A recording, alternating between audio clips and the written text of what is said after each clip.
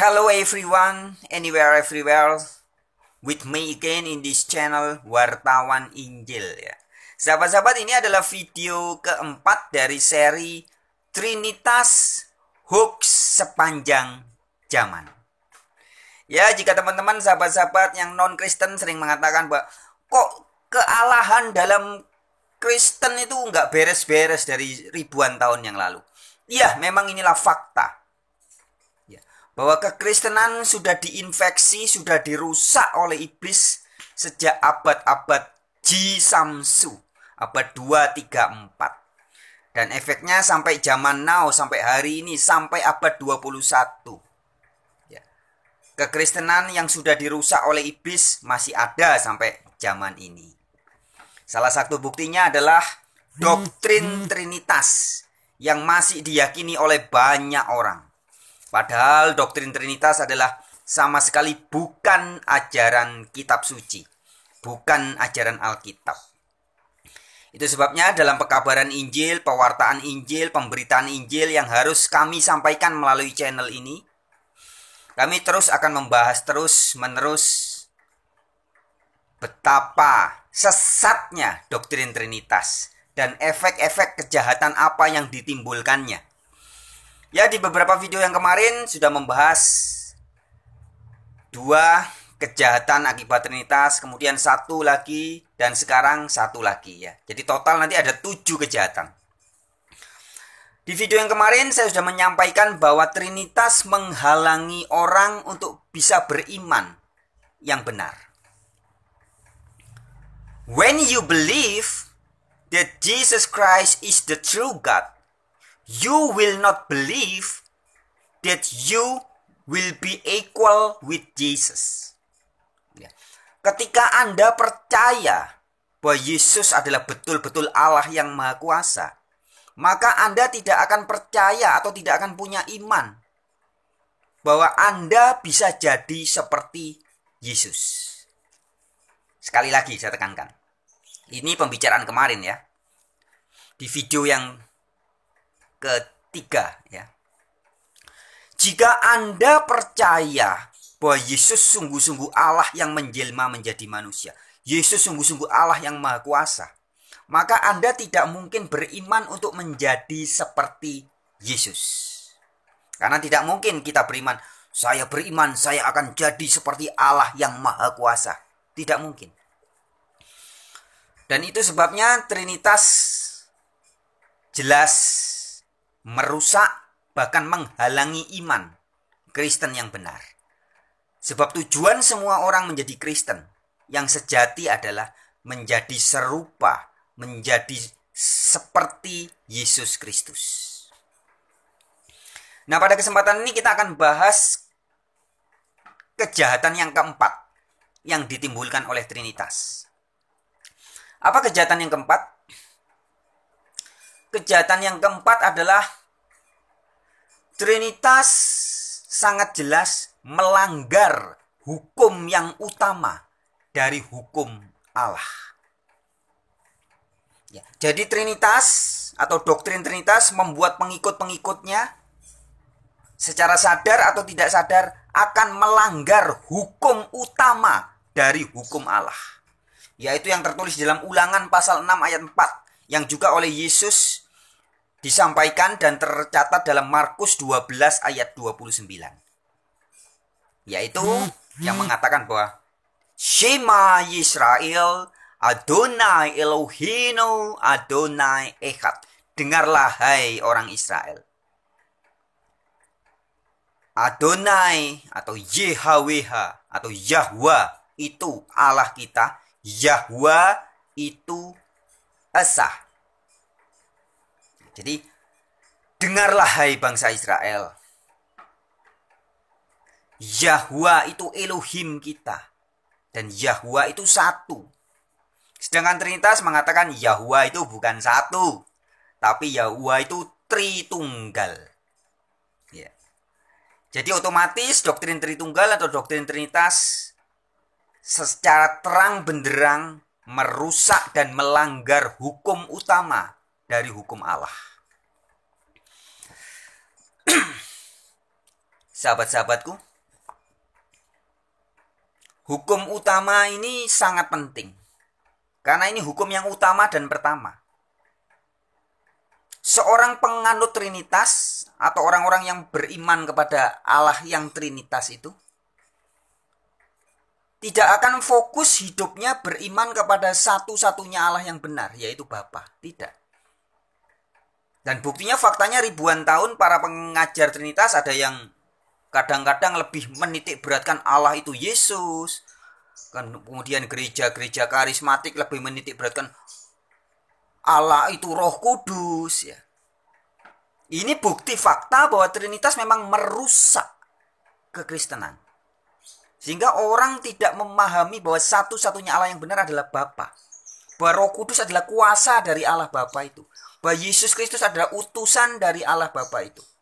Tapi Trinitas membuat Yesus Kristus dan Roh Kudus menjadi Allah yang maha kuasa. Benar-benar merusak, melanggar hukum Allah yang pertama. Itu kejahatan yang sangat fatal. Kemudian yang kelima. Ya, jadi hari ini kita bicarakan dua ya. Pada kesempatan ini. Dua macam kejahatan yang lain. Sudah keempat, sekarang yang kelima. Apa kejahatan yang kelima? Kejahatan yang kelima yang ditimbulkan oleh Trinitas adalah, ini terkait dengan yang ketiga tadi ya. Yang keempat adalah Trinitas adalah doktrin yang mewartakan atau memberitakan Yesus yang lain dari yang ada di dalam kitab suci. Sebelumnya saya akan bacakan ayat 2 Korintus pasal 11 ayat 4. 2 Korintus 11 ayat 4. Sebab kamu sabar saja jika ada seorang datang memberitakan Yesus yang lain daripada yang telah kami beritakan. Jadi para rasul mengatakan kamu sabar ya kalau ada orang yang memberitakan Yesus yang lain daripada yang kami beritakan. Jadi ada Yesus yang lain, Yesus yang berbeda daripada Yesus yang dikabarkan para rasul.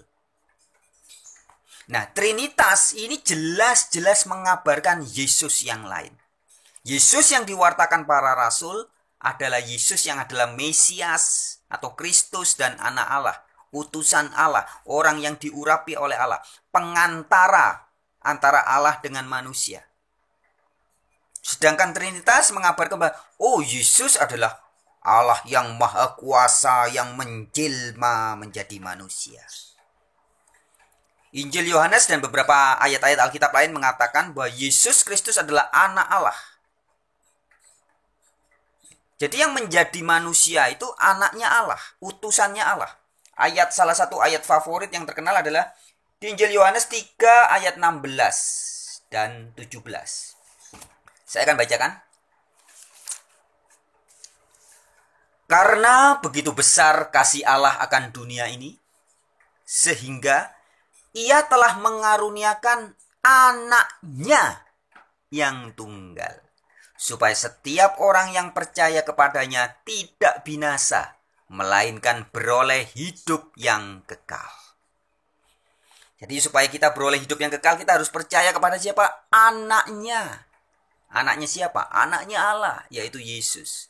Ayat 17. Sebab Allah mengutus anaknya ke dalam dunia.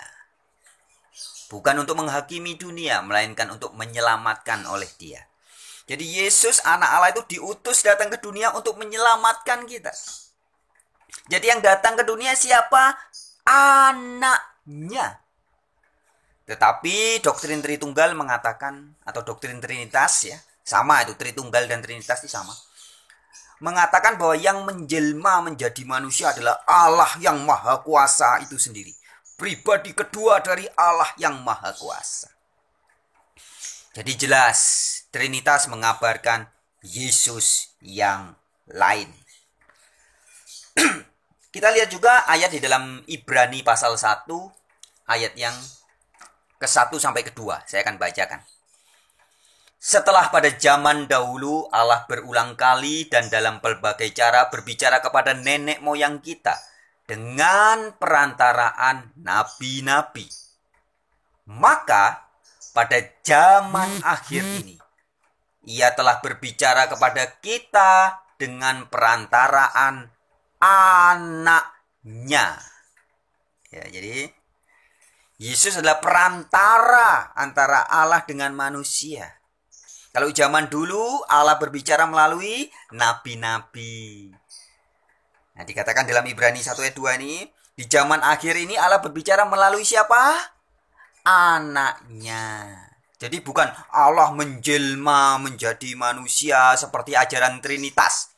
Itu hoax sepanjang zaman. Trinitas adalah hoax sepanjang zaman. Penipuan publik, pembodohan publik, ya. Itulah doktrin Trinitas. Kemudian kita juga baca di dalam 1 Timotius 2 ayat 5. Nggak usah buka Alkitab ya, saya sudah hafal. Allah itu esa. Dan esa pula pengantara antara Allah dengan manusia, yaitu manusia Kristus Yesus. Ya, 1 Timotius 2 ayat 5 mengatakan bahwa Yesus adalah pengantara antara Allah dengan manusia. Tetapi doktrin Trinitas mengatakan, oh, pengantara itu ya Allah itu sendiri. Ini ajaran yang benar-benar sinting. Ya. Ajaran Trinitas ini ajaran sinting. Mengapa saya katakan sinting? Sudah dia hoax, penipuan, dan sinting. Karena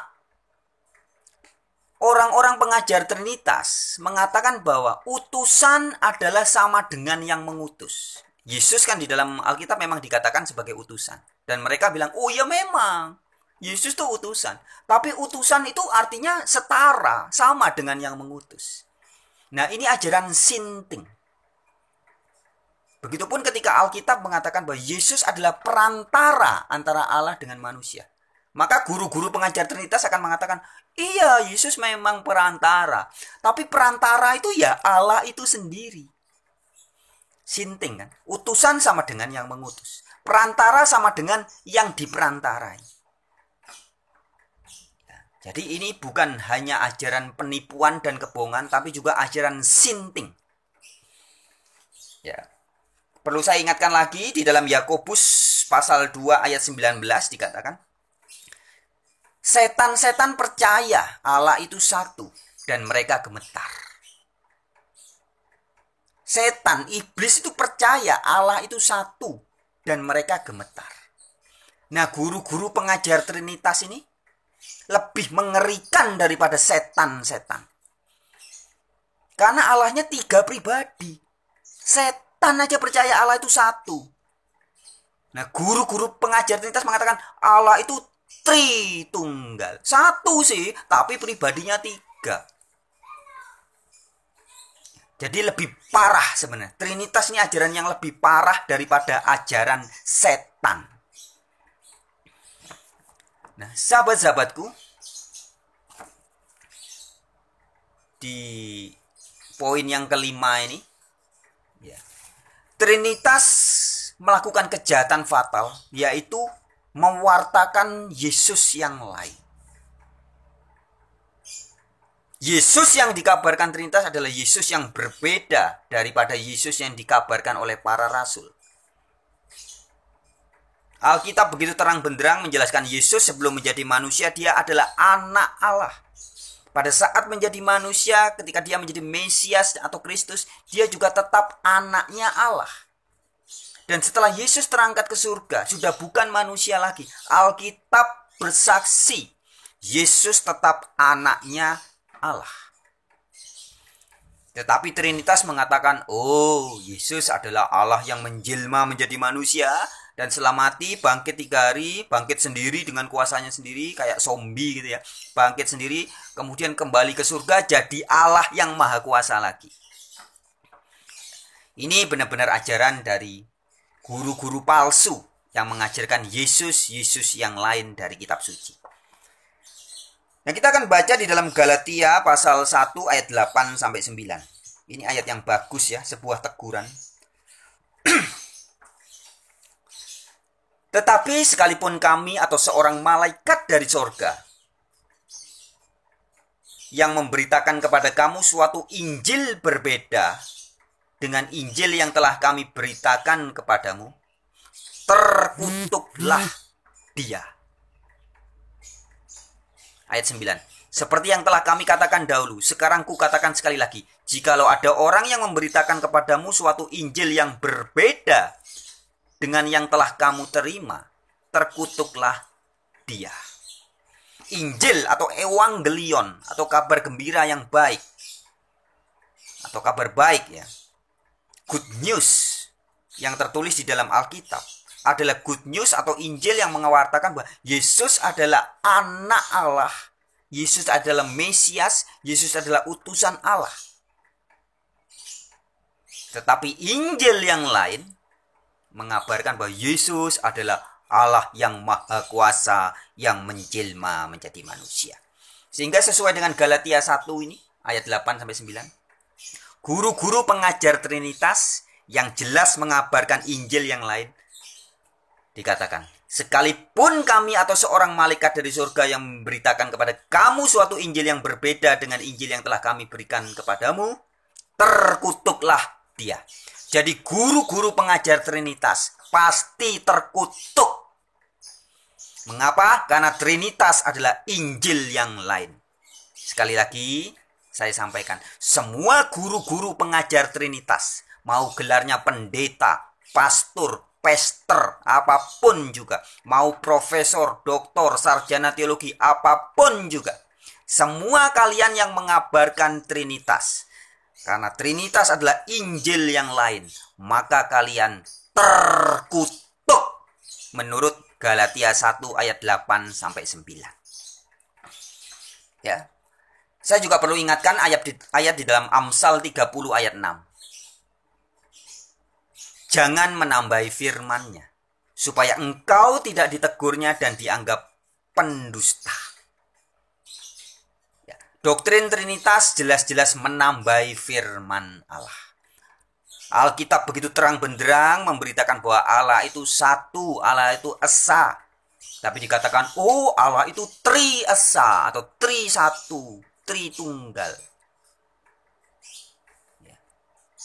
Seluruh Alkitab mengatakan ketika berbicara tentang Allah yang benar, Allah itu satu. Tapi Trinitas dari abad G. Samsu, abad 234, selalu mengabarkan bahwa Allah yang benar itu tiga pribadi. Jelas-jelas ini Injil yang lain. Trinitas adalah Injil palsu. Trinitas adalah ajaran yang berasal dari luar kebenaran Alkitab. Dengan demikian, Trinitas sudah menambahi firman Allah. Firman Allah mengatakan Allah itu satu. Yohanes 17 ayat 3, Yesus mengatakan satu-satunya Allah yang benar itu Bapa. Tapi guru-guru pengajar Trinitas menambahi. Oh, satu-satunya Allah yang benar bukan cuma Bapa, tapi juga Allah Yesus dan Allah Roh Kudus. Maka sesuai Amsal 30 ayat 6, mereka sudah menambahi firman-Nya. Maka pasti ditegur oleh Allah dan dianggap penipu. Amsal 30 ayat 6. Jangan menambahi firman-Nya supaya engkau tidak ditegurnya dan dianggap pendusta. Hai guru-guru pengajar Trinitas, siapapun kalian, ya, jika ini sebuah teguran, indahkanlah. Jika tidak, kalian pasti dianggap pendusta, penipu, ya, penebar hoax, pembohongan publik. Apapun gelar kalian, sarjana teologi, MTH, master teologi, doktor, profesor, rektor, ya. Jika Anda terus-menerus mengajarkan Trinitas, Anda pasti akan terus ditegur oleh Allah dan dianggap penipu. Amsal 30 ayat 6. Ya, jadi sahabat-sahabatku, Yesus yang Alkitabiah adalah Yesus yang adalah Kristus. Yesus yang adalah Mesias dan anak Allah. Baik sebelum, pada saat, dan sesudah bukan manusia. Yesus tetap sama, yaitu sebagai anak Allah. Sedangkan Yesus yang diajarkan oleh Tritunggal, doktrin yang penuh dengan hoax itu, dikatakan bahwa Yesus adalah Allah itu sendiri. Yesus adalah Allah yang maha kuasa itu sendiri. Yesus yang Alkitabiah sangat jelas. Yesus adalah utusan. Yesus adalah pengantara dari Allah yang benar itu. Tapi Yesus-Yesus yang lain yang diajarkan guru-guru Trinitas mengatakan, oh, Yesus adalah pribadi kedua dari Allah yang Trinitas. Allah yang maha kuasa yang ada 3 pribadi itu. Yesus pribadi kedua, Allah maha kuasa menjelma menjadi manusia. Nah, sahabat-sahabatku, itu jelas hoax, penipuan, dan kebohongan. Kemudian juga saya ingin bacakan ayat-ayat ini ya. Kisah Para Rasul pasal 2 ayat 22. Ya, hari ini banyak orang mengatakan bahwa oh, Yesus bisa membuat mujizat. Oh, itu bukti Yesus Allah Maha Kuasa. Yesus bisa membangkitkan orang mati, menyembuhkan orang buta, mencelikkan orang buta ya, menyembuhkan orang kusta, orang sakit. Yesus bisa melakukan tanda-tanda, jalan di atas air, menghentikan angin badai. Itu bukti bahwa Yesus Allah yang maha kuasa. Pernyataan-pernyataan seperti itu adalah pernyataan yang tidak didasari ayat Alkitab. Sementara demikian kesaksian ayat Alkitab. Kisah pasal 2 ayat 22. Hai orang-orang Israel, dengarlah perkataan ini. Yang aku maksudkan ialah Yesus dari Nazaret. Seorang yang telah ditentukan Allah dan yang dinyatakan kepadamu dengan kekuatan-kekuatan dan mujizat-mujizat dan tanda-tanda yang dilakukan oleh Allah dengan perantaraan Dia di tengah-tengah kamu, seperti yang kamu tahu. Saya ulangi ya ayatnya. Yesus dari Nazaret, siapa itu? Seorang yang ditentukan Allah dan yang dinyatakan kepadamu dengan kekuatan-kekuatan dan mujizat-mujizat dan tanda-tanda yang, perhatikan baik-baik, yang dilakukan oleh Allah dengan perantaraan Dia. Jadi Yesus itu perantara Allah dalam melakukan tanda-tanda dan mujizat. Yang membangkitkan orang mati siapa? Allah. Perantaranya Yesus. Yang mengusir setan siapa? Allah. Dengan perantaraan Yesus. Yesus bisa membuat tanda jalan di atas air. Kuasanya dari mana? Allah. Ya. Dan itu sebenarnya sama dengan beberapa nabi-nabi di Perjanjian Lama. Ketika Elisa menyembuhkan orang kusta, itu juga kuasa dari Allah. Bukan kuasanya Elisa sendiri. Begitupun ketika Yesus melakukan berbagai mujizat dan tanda-tanda. Menurut Alkitab, itu semua dilakukan atas kuasa dari Allah, bukan kuasanya Yesus sendiri. Ya. Ayat yang serupa tertulis di Kisah pasal 10 ayat 38. Saya akan bacakan lagi ya. Yaitu tentang Yesus dari Nazaret. Bagaimana Allah mengurapi Dia dengan Roh Kudus dan kuat kuasa. Dia yang berjalan berkeliling sambil berbuat baik dan menyembuhkan semua orang yang dikuasai iblis. Sebab Allah menyertai dia. Jadi jelas, Allah mengurapi dia dengan Roh Kudus dan kuat kuasa. Allah mengurapi Yesus dengan Roh Kudus dan kuat kuasa. Itu sebabnya Yesus disebut sebagai Kristus atau Mesias atau Al-Masih. Yang artinya adalah orang yang diurapi, orang yang dipilih, orang yang diberi kuasa oleh Allah. Sehingga jelas Yesus bukan Allah yang maha kuasa. Tapi Yesus adalah orang yang diurapi. Orang yang dijadikan perantara oleh Allah dalam melakukan tanda-tanda dan mujizat-mujizat. Sekali lagi, artinya doktrin Trinitas yang mengatakan bahwa Yesus membuat mujizat karena kuasanya sendiri, itu bohong, itu hoax. Doktrin Trinitas yang mengatakan Yesus mati kemudian bangkit sendiri setelah 3 hari, itu bohong, itu hoax. Sebab faktanya Alkitab mengatakan bahwa Yesus dibangkitkan oleh Allah. Allah membangkitkan Yesus. Yesus dibangkitkan oleh Allah. Allah membangkitkan Yesus. Ada banyak puluhan ayat mengatakan bahwa Yesus bangkit karena dibangkitkan oleh Allah. Karena Allah lah yang membangkitkan Yesus. Ya. Jadi sudah sangat terang benderang sahabat-sahabatku. Trinitas adalah hoax sepanjang zaman. Nah, jadi sampai hari ini saya sudah menyampaikan ada berapa kemarin? 1, 2, 3, 4, 5 ya. 5 kejahatan yang ditimbulkan oleh Trinitas. Saya review, saya ulangi. Yang pertama, kemarin sudah saya sampaikan bahwa Trinitas menghalangi orang untuk beriman menjadi seperti Kristus. Itu yang pertama. Bisa ditonton di video yang sebelum ini ya. Kemudian juga Trinitas sudah memecah belah gereja. Yaitu 2 hari yang lalu saya sampaikan itu. Trinitas menghalangi pengenalan orang kepada Allah yang benar dan satu-satunya. Kemudian juga tadi barusan saya sampaikan Trinitas melanggar hukum utama dari hukum Allah. Dan yang kelima adalah Trinitas mewartakan Yesus atau mengabarkan Yesus yang lain. Injil palsu. Trinitas adalah hasil dari Injil palsu. Kabar gembira yang palsu. Hoax, penipuan sepanjang zaman. Pembodohan publik, pembohongan publik. Nah, itulah Trinitas. Nah, jadi masih ada 2 lagi. Kejahatan apa yang diakibatkan oleh Trinitas? Kita akan sambung di pembicaraan-pembicaraan di waktu yang lain.